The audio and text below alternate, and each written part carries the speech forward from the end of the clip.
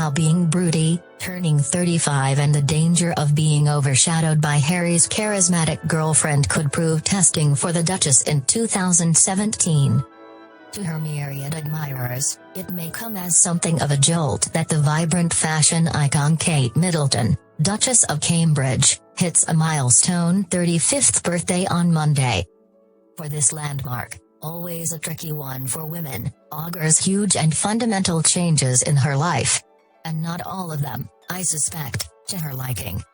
The first major upheaval will be the departure of Kate and her publicity-shy husband, Prince William, from permanent residence at their 10-bedroom Georgian mansion on the royal Sandringham estate to base themselves in London.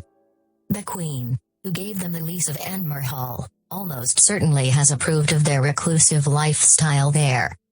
For she will naturally have recognized that she herself and Prince Philip had only 4 years of normal married life in which to enjoy the birth and development of their first 2 children, Charles and Anne, before the sudden death of George VI swept her young family into the pressures of sovereignty. Thus the Queen will have wished for her grandson and his wife a respite from public life in order to spend time with their 2 young children. But a combination of circumstances is forcing the Cambridges, albeit unwillingly, more centrally into the official spotlight. William's £40,000 a year contract to fly emergency helicopters for the East Anglian Air Ambulance Service is expected to end in March. Even if he extends it for several months, it is now certain the family is to move to London this year to take up permanent residence at apartment 1A at Kensington Palace, the former home of Princess Margaret. The couple's elder child, Prince George, who will be 4 in July, attends a Montessori nursery in Norfolk 3 days a week, but the Cambridges are believed to have put his name down for the £19,620 a year Wetherby Pre-Prep School in Kensington, West London. Up to now, the family has made only sporadic use of Kensington Palace, always returning to their beloved Norfolk, although William's insistence on travelling there by helicopter at a cost of £5,000 a time to the taxpayer has generated criticism. Although a full-time life in the capital is looming, Kate has never been a London girl. She grew up in a village near Newbury in Berkshire. She became a boarder at the coeducational Marlborough College in Wiltshire, and graduated from the University of St Andrews in Fife. For 3 years, and even before their wedding in 2011, Kate and William were near neighbours on the romantic Isle of Anglesey, where Flight Lieutenant Wales of 22 Squadron co-piloted his Yellow Sea King Mk3 helicopter from Raff Valley on search and rescue missions.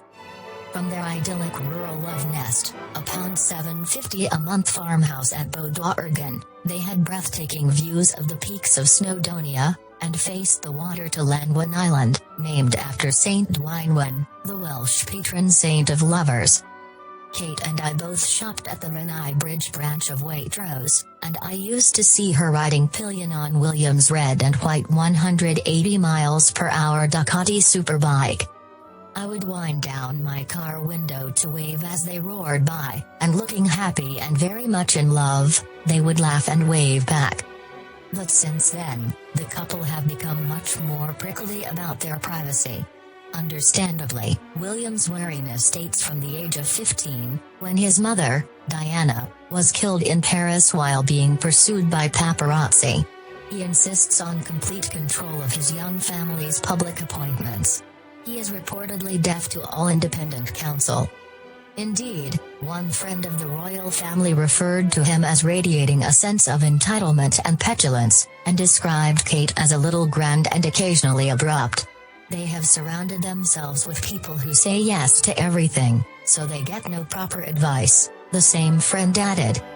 Which is no doubt the reason why William, during a visit to the Foreign Office last year, fell into the egregious blunder of delivering a speech that appeared to strongly advocate Britain remaining in the EU, violating the centuries-old convention that the royals never say or do anything which involves politics.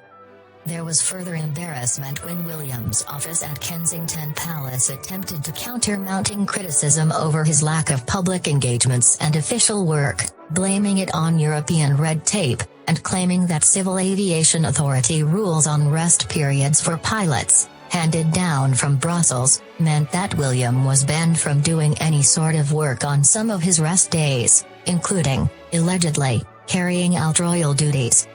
It hasn't helped the couple's cause, either, that William and Kate were embarrassingly eclipsed by the Queen last year in the number of official royal engagements they carried out.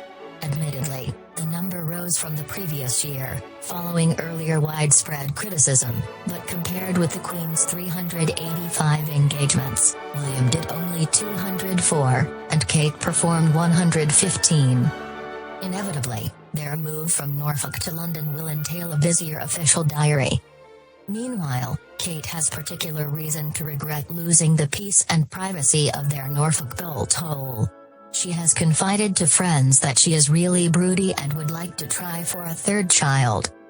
Following the decision of Commonwealth leaders to adopt absolute primogeniture in the British royal succession law, it means that Princess Charlotte could succeed to the throne after Prince George and ahead of any younger children.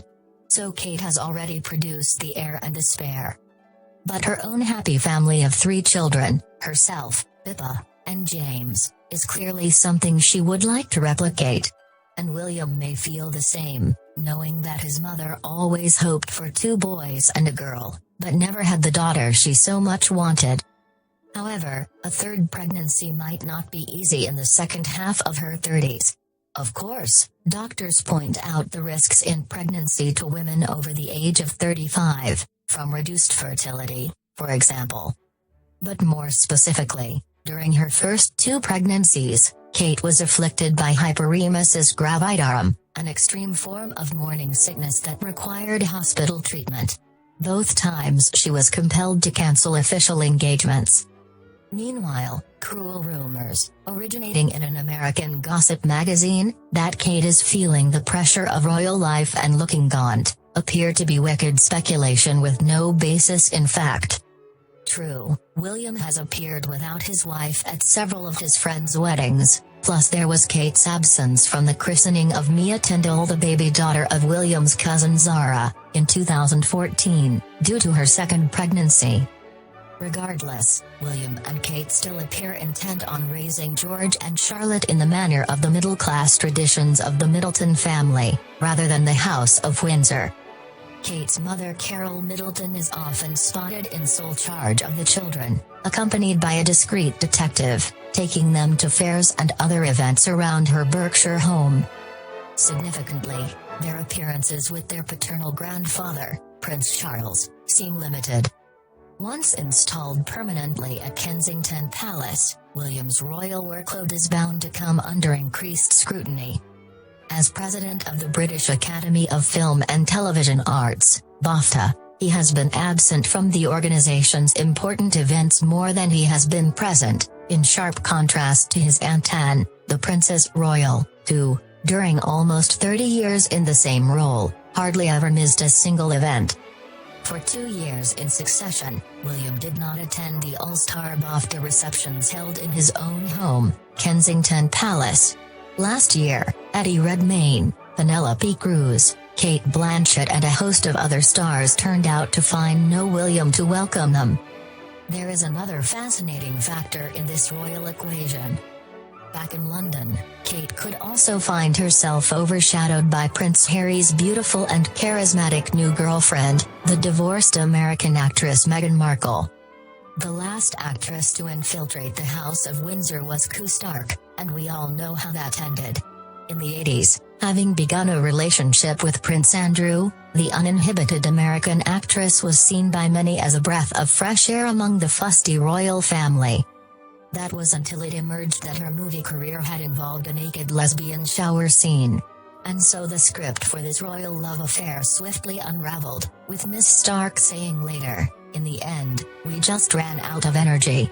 It had been strangled to death." If Harry succeeds in marrying Miss Markle, her philanthropic activities could provide Kate with serious competition. The yoga-loving actress is an ambassador for Canadian charity World Vision and has said, "While my life shifts from refugee camps to red carpets, I choose them both because these worlds can, in fact, coexist." This type of work is what feeds my soul, and fuels my purpose. On the other hand, if Harry and his American lover don't marry and he has to spend more years trying to find a bride, there will be even greater pressure on the Cambridges to satisfy public expectations.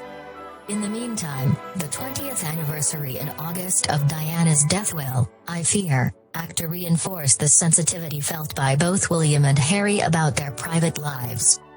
Perhaps they should face up to the responsibilities of their privileged lives and emulate their 95-year-old grandfather, Prince Philip, who once wrote, in a resigned letter to the film and stage star Pat Kirkwood, with whom he was accused of having an extramarital affair, "Invasion of privacy, invention and false quotations are the bane of our existence." For her part, Kate really does stand at the crossroads as she hits the age of 35. Ahead lies the monotony, and social competitiveness, of school runs and the advent of all the increased pressures of middle age. Perhaps it is very revealing of her psyche that for someone whose duty is to be in the public eye, she has chosen to shun official photographers and favors taking her own portraits of George and Charlotte. It betrays an attitude that says she wants to exercise iron control over the image she wishes to present to the world. This change of approach marks a mini revolution in the development of the royal family's relationship with its public. William's great-grandmother, that revered matriarch the Queen Mother, told her daughters, "The work you do is the rent you pay for the room you occupy on Earth." As much as she is clearly wrestling with her new challenges ahead, when the Duchess of Cambridge takes up residence in Kensington Palace, she will know that the moment has finally arrived for her to come to terms with her destiny as the future Queen Catherine.